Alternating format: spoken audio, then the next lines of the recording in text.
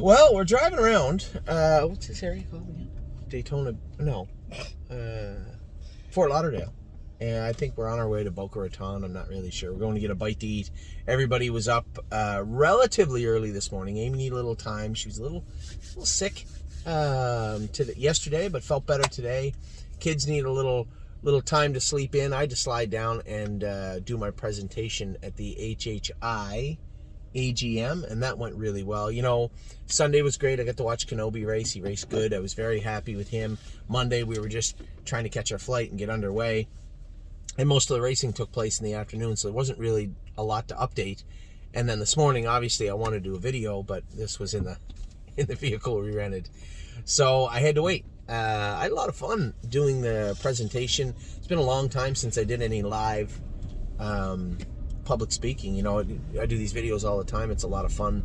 But to speak in front of an audience, I forgot how much I actually enjoyed it. Spoke for an hour and a half, an hour and 20 minutes, and then took about 25 minutes of questions. It was a really cool experience, and I had a lot of fun, and I'm glad I did it. Last night, not a ton to report on the horse front. A break from Kings County, as I said to Stacy after the race. I said, you know, we really just have to strip him down and put him back together the way he needs to be put back together. I say this all the time, and I'm no different than anybody else.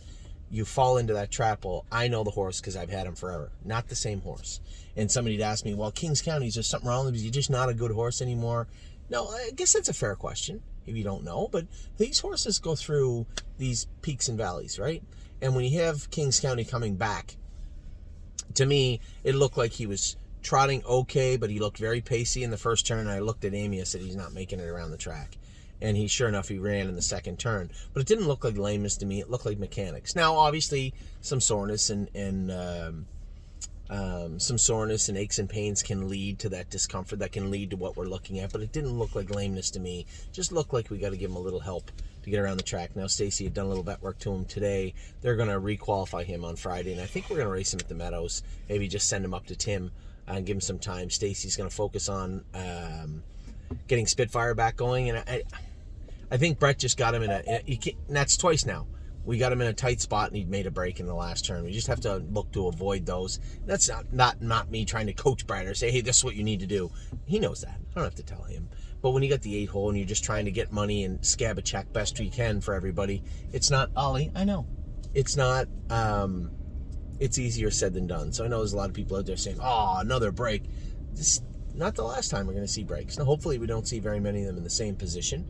But he is a trotter, and quite frankly, he's had a good year, except for a couple of unfortunate circumstances. But again, draw the outside. It's just not conducive to getting him on a roll. And hopefully, now that we've got our fair share of outside posts out of the way, we can get back to doing some racing. And that's my hope with Spitfire Overseas. So I know my partners are probably biting their lip and a little angry, but you're going to have to hold on and buckle up. I know, because we're so used to moving horses around the first time or the second time or the third time, things don't go the way we want. I'm going to get emails saying, why don't we try here? Why don't we try there? We're not trying anywhere. We're going to stay right where he is for now.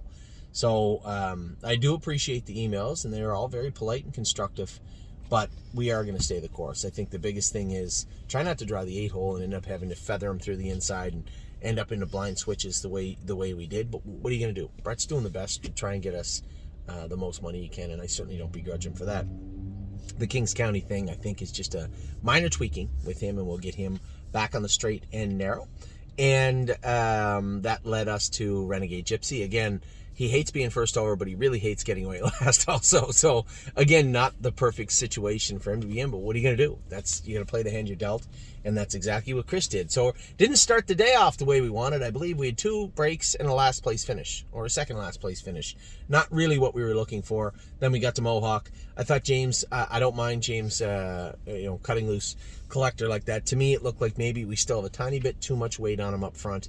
And I didn't get to talk to Harry afterwards, but I would have kind of liked to see if he bled a little bit, to be honest. This is 2 times we emptied him out in a hard mile. Greek had moved him a couple of times to the front, and he fizzled away. And now James raced him tough last night again, fizzled away. Certainly looked like a winner the entire way until he wasn't. I would have liked to seen him scoped, but we'll scope him. We'll scope him next week and get a look at him. Actually, I think Harry had asked that we give Locatelli and him a week off. Locatelli had a tiny quarter crack, and I think Harry thought it was bothering him a little bit. So both those horses will miss next week.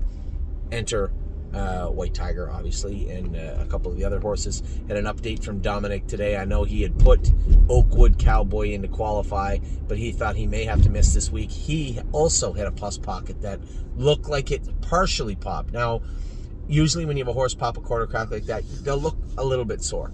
But he said there was still some residual lameness in that foot, and he didn't think that he'd be able to have him good for Friday. He left him in to qualify in case he did, but I would say the smart money would be on him not qualifying this week. He'll have to miss a week and go the week after. And I did receive Dominic had sent me the blood work of Seasons of Love and said, what do you think? It looks like her GGT's high, mild tie up. And the biggest problem, I thought, other than a tiny bit elevated GGT, was her differential is flipped. Many of you have not heard me say that in a while. That's a blood chemistry, right? When you see the lymphocytes and monocytes. Mm-hmm. So it's usually 60-40 in a perfect world. And there's a number of little counts underneath. Allergies can make those spike or whatever. It's usually 60-40. You see, you might say 50-36 and split up a couple of numbers underneath. For a young horse, is kind of how it shakes out. When you see them flipped, where the lower numbers on top and the bottom, it usually means they are a little sick, getting over a little sickness, something like that. Not on the top of their game.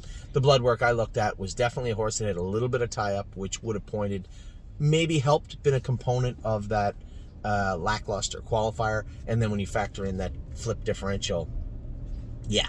If you happen to see a CVS, you wanted the stuff for your nose? I'm not too bad. Oh, you're not too bad? Okay. So that was some updates in that regard. As far as Monday, not a whole lot going on, but was very pleased today to see Electric Line finish second in 56. So another opportunity for us to move some horses around in a positive way. The Meadows just wasn't working out for us with regards to Electric Line. We couldn't get him in. So I was skeptical. That's why we raced him at Northfield last week. I really didn't know if he'd be good enough to race at Miami Valley, but certainly fit in well in that class. A nice second place finish. I believe that was Austin Hanners that drove the horse. So great job by him, because that is not an easy horse to drive. So good job by Austin Hanners there.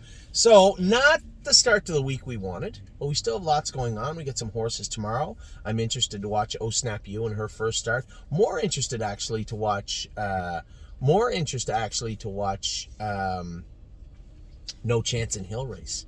Really intrigued by him and what's going on there. We have Unbeatable Kemp also racing tomorrow. A number of horses through Thursday and Friday into the weekend. Should be a lot of fun. It is nice here today. A little chilly yesterday, but nice here today. I am, as I said, very happy that I came here. Got to talk to a lot of interested, proactive people in our industry that want to see it forwardly placed, and I think we did a good job with our presentation. So with that, I'm going to let you go. I'm going to talk to you guys throughout the week, but a happy day. We're going to need one horse racing, Electric Line, a closing second, and look good. And as I said, a great job by Austin Hanners to get that done. Eager to see what he can do moving forward in Miami Valley. So I'll talk to you all soon. I hope you guys are having a wonderful start to your week. Aside from some lackluster starts, we are. So I'll talk to you soon. Take care.